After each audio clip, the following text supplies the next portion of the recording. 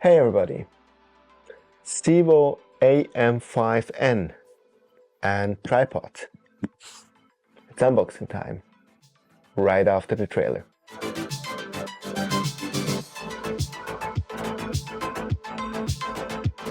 Hey, this is View into Space. I'm Sascha from Switzerland, so grüezi miteinander, and thanks for watching my channel. So, I have a new mount, the ZWO AM5N. And in a second, we will unbox it. But first of all, you might be a little bit confused because just about 2 or 3 weeks ago, I had the AM3 here. And I think this story is important to tell because if I tell you why I bought it, it might also give you some rationale why to buy it or why to go with the AM3 and so on. As you know, if you have seen the latest videos, I got the AM3 on loan from a Swiss retailer, Zumstein Optik, for 1 month, and I was able to test it. And I absolutely adored how small it was, how light it was, and besides that, how accurate it actually was. So it performed really, really well. But 2 weeks ago, this 1 month was over and I had to send it back. Which means I had now my FRA 400 with my ASI 2600 MC Air behind it, and I don't have a mount anymore. So what to do? For a moment I really considered buying the AM3. But given actually that the AM5N is not that much more expensive than the AM3, that it has a lot bigger weight capacity than the AM3, and that it has some newly developed features which the AM3 doesn't have, and because I do not plan to do any air travel with it, I found this one the better fit for me. So I ordered this directly from ZWO and I paid full price, which means also I do not have to put a sponsored flag on this video because it isn't. And now during the unboxing and during the full review, which I will do later, let's see if I made the right decision. And there is a first thing that really impressed me. I ordered this mount a week ago and today it's here. So in only 1 week from order to being delivered directly from China to Switzerland, kudos. That's really cool. And with that, with no further ado, let's start unboxing it. And I think actually makes more sense if we move this stuff for a moment away and we first unbox the tripod. Seems to be more logical to me. Okay, and so this is the box where the tripod is in. Doesn't look as sexy as the mount box, but quite honestly, I'm more focused on what's in there than the box. So let's open it. Very good packaged. And here is it. Here's this little bag that comes between the legs where you can add additional weight. And here's the tripod. Because it's fiberglass, it's really light, which is unusual, I would say, just to feel. It's a little bit, you have to build trust. At the first moment it feels like a toy compared to the full metal tripods, but it's ingenious because obviously it's much lighter to carry for travel and so on. So you just have to screw this open and then we can put this out. Okay, then we open it. Perfect. Then we unscrew this part here. Okay, we put this on the side. This will afterwards block the tripod.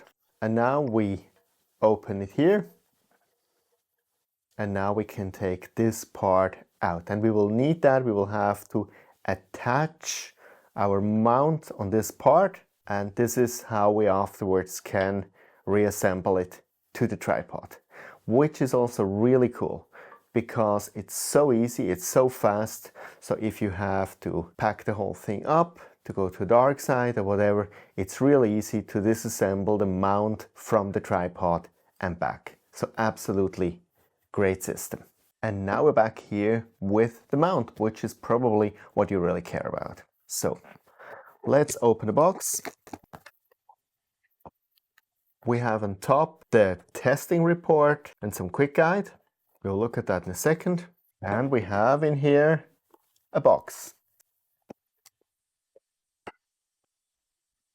So that's the box. Hard gel. It looks identical practically than the AM3 box, except that it has a red handle. I think the AM3 had a black one, so it's probably the sports model. So let's see, let's open it up. It's easy here to unlock it. And here we go. So very neatly packed. It could also be repacked like that when you drive to a dark side or you go travel. And so the contents are also about the same as with the AM3. We have a remote control, which I will probably never ever use, but some people like to have something also manual beside the computer. Then we have a cable to connect the remote control to the mount. As I will probably also never use it, I will just put it back in the box. And then down here, that's a USB-C to USB-A cable. We will see what that's for in a second. Then we have another USB cable. And now, finally, let's take the mount out. And here we go. So, my spontaneous reaction, having it now for the first time in my hand, after I had the AM3 in my hand, man, this is heavy. It's about 5.5 kilograms. And while 5.5 kilograms doesn't sound like that much, but when you hold it like that in your hand, and you know, it's not that big, but it's so heavy.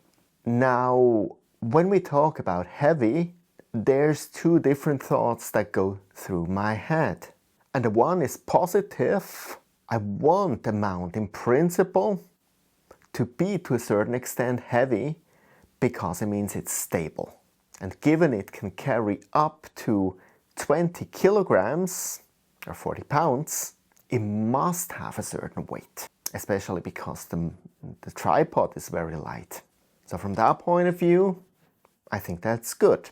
And for the purposes that I foresee it, I think that's very positive. It gives me trust. Also, from a quality point of view, you realize this is something serious. This is no toy. On the other side, for air travel, nope, quite honestly. If we make this comparison, AM3 versus AM5, from my point of view, there is only one reason to go for the AM3, given that the price difference is not that big, and that's air travel. If you wanna air travel with your rig, the AM3 is definitely the way to go. If air travel is not a consideration for you, take this one, because 20 kilograms covers kind of everything. Because if you can afford a refractor or generally a scope which has more than 20 kilograms, you probably also will look at a different range of mounts. And you will also pay 5K or 10K, whatever, for your mount. But everything that is kind of affordable will fit on this mount. So you're covered. And I think that's a very comforting thought. So before I will actually drop it, because it's so heavy, let's put it down and let's actually install the disc so that we can put it on the mount. So we will put it now like this here on the table. You see here these 3 screws, and it's actually the same story as we did again with the AM3. And there's actually something funny, because you realized if you watched my Smart Scope video and you saw me unboxing the AM3, that there was actually an Allen key in the box to work with these screws.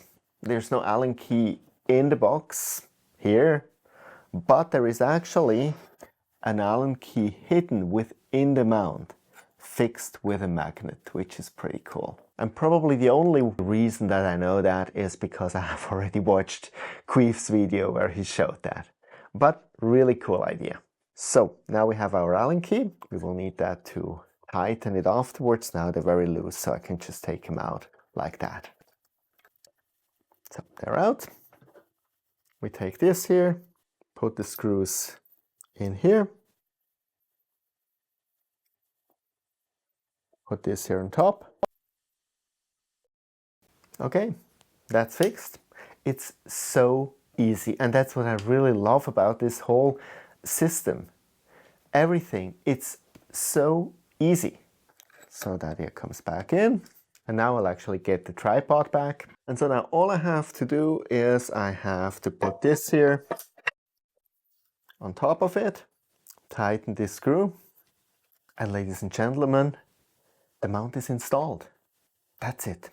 So with that, I don't have to carry it anymore, which is a relief, and we can actually start talking about it. So as I already stated, the first cool part is that 15 kilograms you can put on this mount without needing a counterweight. There is this knob here which you can screw out, and then you can put a counterweight here. But 15 kilograms, that's actually quite a lot. You need quite a large refractor until you bring 15 kilograms on this mount. And if you do, you can simply put a counterweight here, and then you can go up to 20 kilograms. So that's just incredibly powerful. And when we talk about these weight limits, we should also not forget that until these harmonic drives appeared, there was always a recommendation that for astrophotography you should use about half of the capacity. So when it says 15 kilograms, don't use more than 8 kilograms and so on. But with these harmonic drives, this completely disappeared. So when it says 15 kilograms unbalanced and up to 20 kilograms without a counterweight, this is really what you can do, up to the last gram. And so that's really kind of cool.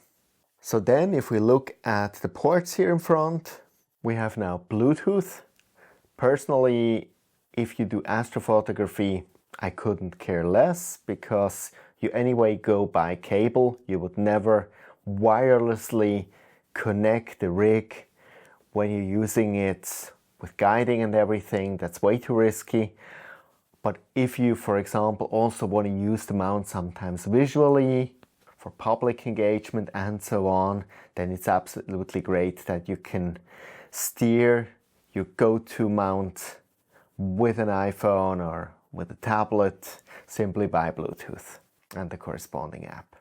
Beside that, we have the USB port, which is really what we're looking for here for connecting the mount to the computer or the ASI Air.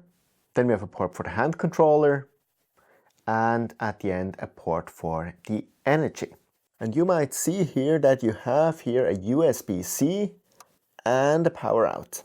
And so from my point of view, this here I find the most cool part, that everything is done through the saddle. So you have no cable at all, which goes from the OTA part to any lower part. So the chance for entanglement is almost zero here. And that's pretty cool.